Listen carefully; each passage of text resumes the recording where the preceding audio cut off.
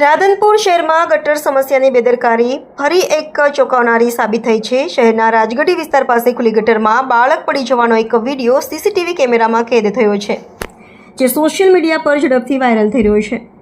આ ઘટના પહેલી નથી, અગાઉ પણ અનેક વખત બાળકો ખુલ્લી ગટરમાં પડી જતા બનાવો સામે આવ્યા હતા, છતાં નગરપાલિકા દ્વારા હજુ સુધી યોગ્ય અને સ્થાયી ઉકેલ લાવવામાં આવ્યો નથી।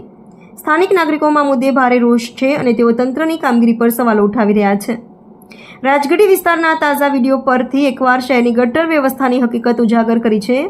બીજી બાજુ શહેરમાં રોડ સહિત શહેરના અનેક વિસ્તારોમાં રસ્તાઓના ખાડાઓને કારણે નાગરિક મુશ્કેલીઓમાં અનુભવી રહ્યા છે। નગરપાલિકાના નવા પ્રમુખ ભાવનાબેન વિક્રમભાઈ જોશી સામે નાગરિકોની અપેક્ષા છે કે તેઓ તાત્કાલિક ખુલ્લી ગટરોને ઢાંકવા, રસ્તાઓના ખાડા પૂરા કરવા અને સમગ્ર નગર સુવિધાની વ્યવસ્થા સુધારવા પગલાં લેવા તાત્કાલિક ધોરણે યોગ્ય પગલાં ભરે તેવી લોકોની માંગ ઉઠી છે।